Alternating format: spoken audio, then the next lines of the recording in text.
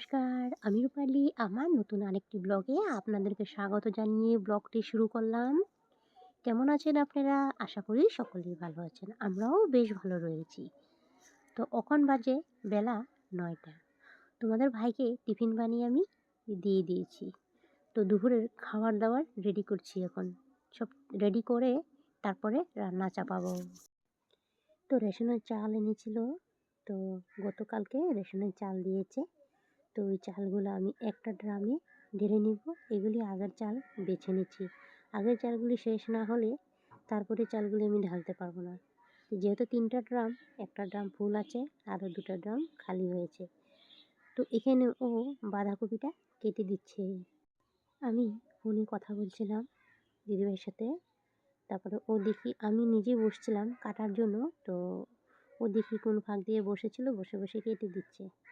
তো আজ রান্না করব বাঁধাকপি ঘন্ট করব, মাছের মুড়ো দিয়ে ঘন্ট বানিয়ে নেব। তো এখানে কথা বলছিলাম ফোনের মধ্যে, আর এখানে দেখো কাটা হয়ে গিয়েছে। আমাকে বলছিল আর কি রান্না করবে, আমি বললাম 4 পিস মাছ আছে, ওটা পেঁয়াজ দিয়ে বানাবো। ও তো বলছে পেঁয়াজটা কেটে দিয়ে, আমি দিয়ে দাও পেঁয়াজটা কেটে। তা আমি এভাবে পেঁয়াজ কোনোদিনও কাটিনি, আমি লম্বা লম্বা করে কেটেছি, ও আবার অন্যরকম কাটছে। তো যাই হোক, ভালোই হয়েছিল, কাটেছে আর মিহি হয়ে গিয়েছে, আর রান্না করতে সুবিধা হয় এভাবে কেটে দিলে। তো আমাকে কেটে দিচ্ছে, এদিকে আমি চালগুলা ঢেলে নেব। রেশনের চাল একটা ড্রাম খালি আছে, সেই ড্রামটাতে ভরে নেব। এই ড্রামটা খালি আছে, একটা ড্রাম রান্নাঘরে আছে, আর একটা ড্রাম চৌকির তলায় আছে। ওই যেটার থেকে আমি চাল নিয়েছিলাম সেটা আধা ড্রাম আছে, হয়ে যাবে এটা দিয়ে। তো বহুত ভারী এটা। তো বলছিল দাঁড়াও মাসি আমি ধরে দেবো। তো আমাকে একটু ধরে হেল্প করে দিল। চালটা আমি ঢেলে নিলাম, রেশনের চাল। এই আমার বহুত দিন যাবে, আরও 10 কেজি কিনলে সারা মাস চলে যাবে আমাদের। তো মা বলছিল দাঁড়া আরও 10 কেজি কিনতে হবে, একবারে কিনে রেখে দেবো।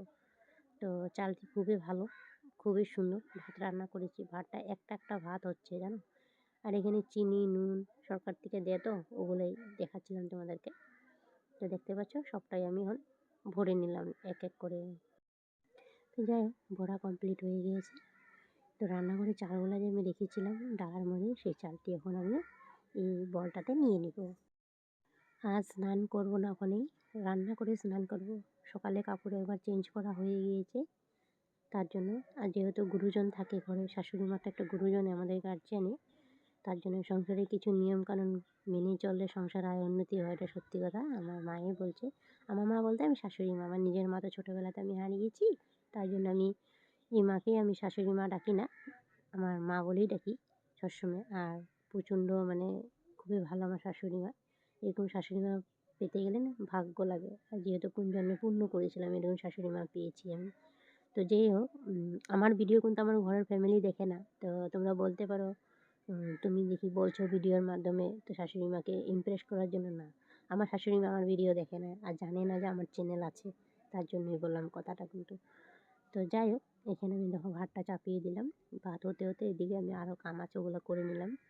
এদিকে ভাতটা হয়ে গিয়েছে, এখন নামিয়ে নিব। তা আজকে না আমার রূপোর মানে রূপোর না, কেনা আংটি, এটা মা কামাখ্যার মন্দির থেকে আনছিলাম, মানে মাই কিনে দিয়েছিল, শাশুড়ি মাই কিনে দিয়েছিল আমাকে। যখন আমি বেমারে দেখাতে গিয়েছিলাম, চেক আপে গিয়েছিলাম, তখন মন্দিরে একটা মান্তি করেছিল, মান্তি করেও এসছে, মানে পুরো করে এসছে, মান্তিটা পুরো হয়েছে, তার জন্য পুজো করে এসেছিলো। তখন একটা আমাকে আংটি কিনে দিয়েছিল, এই কচ্ছপের আংটিটা খুবই ভালো বলে, খুবই ভালো, মানে মঙ্গল হয় এটা পরলে বলে। পরেছিলাম, হ্যাঁ আমার খুবই ভালো গিয়েছে, তার জন্য আজকে চ্যাপা খেয়ে ভেঙে গিয়েছে। জানতামও না ভেঙে গেছে, বহু জোরে চ্যাপা খেয়েছি আঙুলের মধ্যে, তার জন্য ওটা খুলে নিলাম। যাই হোক, আবার তো যাবোই মা কামাখ্যার মন্দিরে, তখন আরেকটা কিনে নেব। তো আমি এখানে বাঁধাকপিটা বয়েলে বসিয়ে দিয়েছি, সিদ্ধ করে জলটা ফেলে নেব ভাপিয়ে। তো আমার সিদ্ধ হয়ে গিয়েছে, আমি এখন এগুলি উঠিয়ে নেব একটা থালের মধ্যে। তারপরে আলুগুলা মানে ফ্রাই করে নিব। আলুগুলা কাটা হয়নি, আলুটা কাটবো। আগে ডালটা সম্বার দিয়ে নিই, ডালটা সম্বার দিয়ে ডালের দিকে সম্বার দেওয়া হয়ে যাবে, তারপরে গিয়ে আমি ওখানে দাঁড়িয়ে দাঁড়িয়ে আলুগুলা কেটে নেব। তো ডালের মধ্যে আজকে কাঁচা লঙ্কা ফেলে দিলাম, আর একটা টমেটো দিয়েছি। তো ভালো লাগে খেতে ডালের মধ্যে টমেটো। তো কার কার পছন্দ লাগে ডালের মধ্যে টমেটো খেতে, একটু কমেন্ট সেকশানে জানাবে তো বন্ধুরা। আমার তো ভীষণ ভালো লাগে, আমার ভীষণ প্রিয়। টমেটো না হলে আমি চলতেই পারবো না ঘরের মধ্যে। তা আমার জন্য 2টা হলুদ এনে দিবি আমাকে। তো তোমাদের দাদার ভাই আজকে ঘরে আছে, ওর সাথেই কথা বলছি আর রান্না করছি। তো বলছিল ছোটো মাছ খেতে ইচ্ছা করতেছে। আমি বলছি তোমার কী হয়েছে, মাত্র তুমি শরীরটা ভালো হয়ে উঠেছো, তুমি এখন আবার এটা খাবে ওটা খাবে বলছো। আসলে না মুখে রুচি না থাকলে না কী খাবো কী খেলে ভালো লাগবো তখন মনটার মধ্যে ওটাই চায়, এটা সত্যি কথা। তার জন্য ঘরে মাছ আছে, তো আমি ভাবলাম কি তো যাই এই হোক মাছটি চুলা খাবে হয়ে তুমি, গিয়েছে, ওদিকে তো ডালটা না স্টিমটা তুমি কমিয়ে রান্না করো দিয়েছি একটু একটুখানি। খাবো আর কি তো করবো, ধনে উপায় পাতা নেই। দিয়ে নামিয়ে তো দেবো। সবজিও তো ফুরিয়ে গিয়েছে আর আমার, ধনেপাতা ওগুলা ধনেপাতা নেই, তো আছে নাগা ধনেপাতা আছে, ওটাই দিব। আর ওই ধনেপাতাটা আমার ভীষণ প্রিয়, তোমাদের ভাইও বলছে আমার খুব ভালো লাগে। ওর সাথেই কথা বলছিলাম, দিচ্ছিলাম আর রান্না করছিলাম। তো বলছিলাম গোপালকে ভোগ লাগিয়ে দিয়েছো, তো বলছে হ্যাঁ লাগিয়ে দিয়েছি। তো স্নান করে আজকে স্নান করছে, ওর ভালো লাগছে বলে ওটাই বললো আমাকে, যে স্নান করে এসেছি না ভালো লাগছে শরীরটা বলে। তো ডিউটি যাচ্ছে না দুদিন ধরে, যে শরীর ভালো না থাকলে কী আর কাম করে বলো, সংসার পরে আগে শরীরটা ভালো হয়ে নাও, শরীর ভালো থাকলে তো সংসার চলবে না। তো যাই হোক আমার ডালটা হয়েছে দেখতেই পাচ্ছ তোমরা। তো এদিকে আমি আবারও এখন আলুগুলো ফ্রাই করে নিচ্ছি, আলুগুলো ভেজে আজকের তারপরে ভিডিওটা যদি বাঁধাকপিটা তোমাদের কোনো কিছু চাপাবো। ভালো লেগে থাকে কোনো অংশ, তো প্লিজ চ্যানেলটা সাবস্ক্রাইব করে তোমরা একটু পাশে থেকো। আর যারা পুরান বন্ধু তারা অলরেডি কাজগুলো করে রেখেছো, তোমাদেরকে অসংখ্য অসংখ্য ধন্যবাদ। যারা পর্দার আড়াল থেকে দেখছো তোমাদেরকে বুক ভরা ভালোবাসা। তো কমেন্ট সেকশনে জানাবে তো কেমন মাছের হয়েছে মুড়োগুলো রেখে ভিডিওটা। দিয়েছিলাম যে অল্প তেলে ফ্রাই করে নিচ্ছি আমি, সরিষার তেলে একটু ভাজা ভাজা করে নিব, তারপরে তুলে নেব।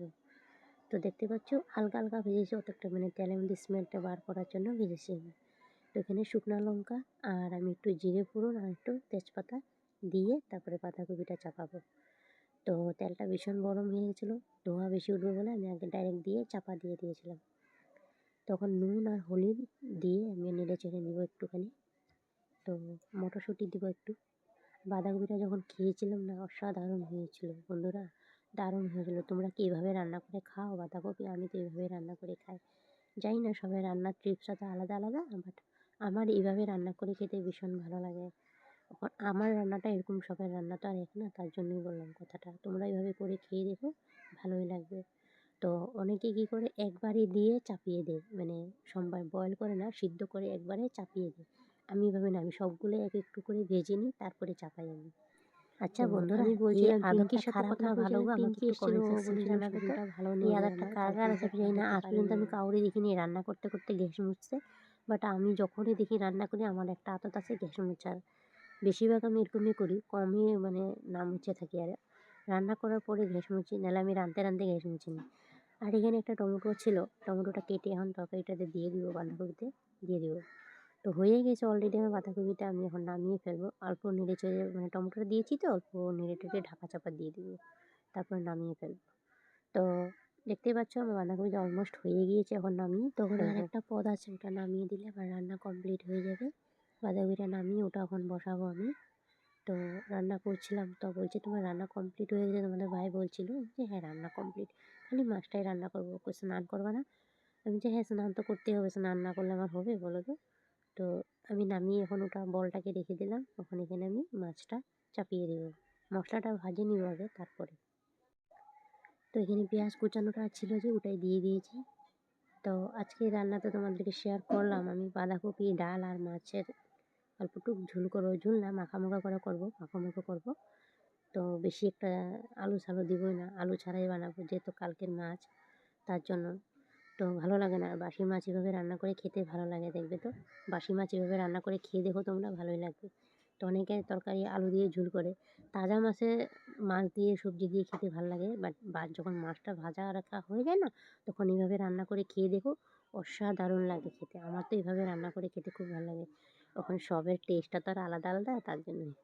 তো আমার হয়েই গিয়েছে, আমি অলমোস্ট একটুখানি তরকারি জল আমার দিয়েছি, হয়ে এখন গিয়েছে, ঢাকা চাপা দিয়ে ধনেপাতা দিব, দিয়ে ঢাকা চাপা দিয়েছি, দিয়ে এখন ওখানে ধনেপাতা থেকে দিয়ে আমি নামিয়ে নামিয়ে ফেলবো এখন আমি। তো বন্ধুরা দেখতে পাচ্ছ আমি কীভাবে রান্না করছি। আর একটা মাছ না ভেঙে গিয়েছে, যখন তরকারিটা কষাচ্ছিলাম, কষানোর সময় তো মাছটা দিয়েছিলাম, তার তখন একটা মাছ ভেঙে গিয়েছে।